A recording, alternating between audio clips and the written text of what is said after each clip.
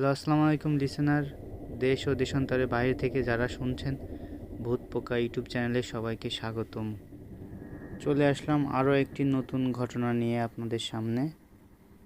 আপনাদের আশেপাশে যদি ভয়ের ঘটনা থেকে থাকে তাহলে আপনারা আমাদেরকে ঘটনাগুলো পাঠাতে পারেন ভূতপোকা.com জিমেইলের মাধ্যমে। তো চলে যাচ্ছি আজকের প্রথম ঘটনায়। আজকে যে ঘটনাটি শেয়ার করব সেটা হচ্ছে রাসেল ভাইয়ের সেজে খালুর সাথে ঘটে যাওয়া একটি ঘটনা।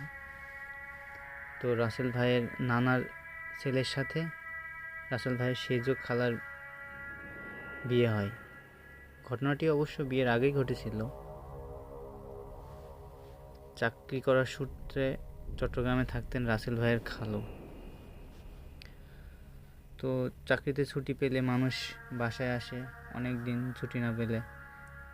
তো যাই হোক, খালু কিছুদিনের জন্য ছুটি পান, তাই ভাবলেন বাসা থেকে একটু ঘুরে আসি। তো যেই ভাবা সেই কাজ, তিনি বাসার উদ্দেশ্যে রওনা দেন। তখন রাসেল ভাইয়ের খালু চট্টগ্রাম থেকে গ্রামের বাড়িতে আসার সময় ইলিশ মাছ নিয়ে আসছিল।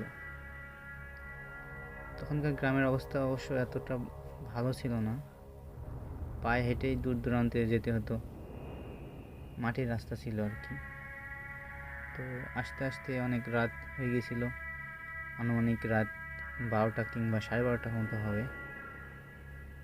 তো আপনারা জানেন যে গ্রামের রাত 8টা মানে অনেক রাত, গভীর রাত। গ্রামের মানুষ অবশ্যই সকাল সকাল করেই ঘুমাইতো। আর রাত 12টা 12:30 মানে ঘুটঘুটে অন্ধকার, আর কোনো শব্দ নেই। দেখে মনে হচ্ছে চারিদিকে যেন একটা ভুতুড়ে পরিবেশ। অবশ্য উনি অনেক সাহসী ছিলেন, কারণ গ্রামের মানুষ একটু সাহসী হয়ে থাকে, রাত বিরাতে চলাফেরা করতে হয় তাই। তো যখন উনি বাড়ির রাস্তা ধরে হাঁটা শুরু করেন ইলিশ মাছের পাতিল নিয়ে, হঠাৎ উনি লক্ষ্য করেন যে ওনার পিছনে পিছনে কেউ হেঁটে আসছে। মানুষ হেঁটে আসলে যেমন শব্দ হয় না, পায়ের শব্দ, ঠিক অমন। তো খালু ভীষণ সাহসী ছিলেন, তিনি ভয় না পেয়ে উনি বুঝতে পারলেন ওনার সাথে সাথে খারাপ কিছু একটা আসছে।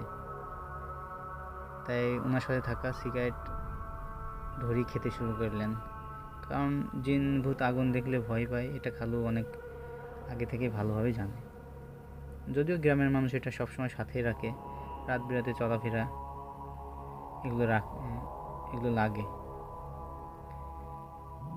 খালু যখন হাঁটতে হাঁটতে গ্রামের কাছে চলে আসে, উনি খেয়াল করে অনেক বড় একটা ঘোড়া খালুর থেকে দূরত্ব বজায় রেখে আসছে ওনার পিছু পিছু, কিন্তু ওনার কাছে আসতে পারছে না। সেই ঘোড়াটি আবার বিভিন্ন প্রাণীর রূপ আকার ধারণ করছিল কিছুক্ষণ পর পর, কখনো ঘোড়া, আবার কখনো কুকুর, কখনো ছাগল, আবার কখনো বিড়াল। তো বলে রাখা ভালো যে অনেক দূর যাওয়ার পথে একটা খাল পার হতে হয় সাঁকো দিয়ে গ্রামের ভেতর ঢুকতে। তো খালু ভয় না পেয়ে খাল পার হওয়ার জন্য যখন বাঁশের তৈরি সাঁকোতে উঠতে যাবে, ঠিক তখনই উনি খেয়াল করে সাঁকোর ওই পাশে কেউ একজন ধবধবে সাদা পাঞ্জাবি, পায়জামা, মাথায় পাগড়ি পরা অসম্ভব সুন্দরী কেউ একজন দাঁড়িয়ে আছে। মানুষের চেয়ে অস্বাভাবিক উচ্চতায়, অনেক লম্বা চওড়া, বেশি। এটা দেখে রীতিমতো ওই খারাপ জিনটি পালিয়ে যায়। যদিও রাসেল ভাইয়ের খালু তেমন একটা ভয় পাননি, তার কারণ রাসেল ভাইদের বাড়ির পাশে একটা পারিবারিক মসজিদ আছে, সেখানে একটি ভালো জিন থাকে। তো সেই জিনটা হয়তো খালু বুঝতে পারে। তো উনি ভয় না পেয়ে আবার বাড়ির পথে হাঁটা শুরু করেন। সেই ভালো জিনটা খালুর পিছন পিছন আসে, খালুকে বাসা পর্যন্ত এগিয়ে দিয়ে যায়। বাড়ির রাস্তা আসার পরে ফজরের আজান পড়ার সাথে সাথে খালু পিছনের দিকে তাকিয়ে দেখে কেউ নেই। তিনি একাই আসলো, তার পিছনে কেউ নেই। একটা অদ্ভুত বিষয়। তো আপনারা জানেন যে গ্রামের কিছু রীতিনীতি আছে যে রাত্রেবেলা কোনো কিছুর সাথে এরকম সাক্ষাৎ হইলে হয়তো গোসল করতে হয়, কিংবা আগুনের পাশে থাকতে হয়, অথবা আগুনে সেঁক দিতে হয়, এরকম কিছু টাইপের। তো খালুরও ঠিক তেমনই আগুনের পাশে বসে থাকতে হয় সারা রাত। তো খালু সকাল হওয়ার পরই উঠে পড়ে। এরপরে খালুর সাথে আর তেমন কোনো সমস্যা হয়নি। তবে একটা মজার ব্যাপার হইল যে ইলিশ মাছটি এনেছিল রাত্রেবেলা, নাকি পরে ইলিশ মাছ রান্না করে খাওয়ার পরে সবার একাধারে পেট খারাপ হয় অনেক। তো আমরা জানি যে এরকম কিছু হইলে সেই ইলিশ মাছটি কিংবা অন্যান্য মাছ অথবা কোনো কিছু হইলে সেগুলো খাওয়া ঠিক না। সেগুলো হয়তো ফেলে দিলে ভালো হয়, খাইলে কোনো সমস্যা হয়, কারণ সেখানে খারাপ কিছুর নজর থাকে, যার জন্য পেট খারাপ হইতে পারে। তো এই ছিল আর কি রাসেল ভাইয়ের ঘটনা। ভালো লাগলে অবশ্যই শেয়ার করবেন।